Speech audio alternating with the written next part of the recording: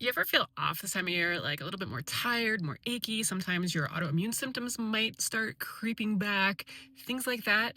Well, it's not all in your head and you're not going crazy. It's actually a phenomenon called the October slide. It's a strange phenomenon that happens to so many women with chronic disease and autoimmunity every fall, where maybe you haven't even changed anything. You're still eating right, you're doing all the right things, yet all of this seems to creep in. So, what is the October slide?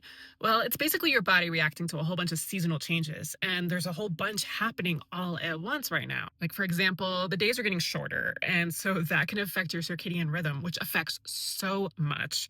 And also, you're getting less vitamin D each day. So, all of this can contribute to things like a bad mood, like lower mood, immune balance is off, less energy, things like that. And then there are like temperature shifts where the days get colder and then they get warmer, they get colder, but then also barometric changes as well. All of this can cause inflammation, joint pain, and just really just make you feel meh. And it's really kind of amazing how many people actually are affected by the weather and barometric changes. And then there are things like seasonal allergies, things like leaf debris, ragweed, mold. All of these things can contribute to an already overloaded immune system response and just adding to it. And then there's the holiday food that starts to creep in. Pumpkin spice everything. Not judging. I love a PSL.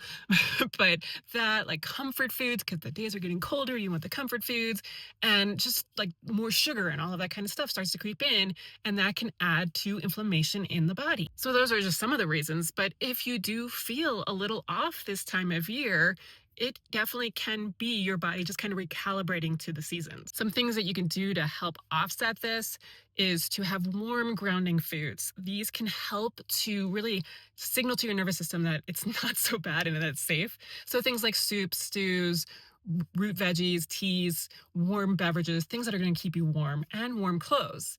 And then also adjusting your light exposure.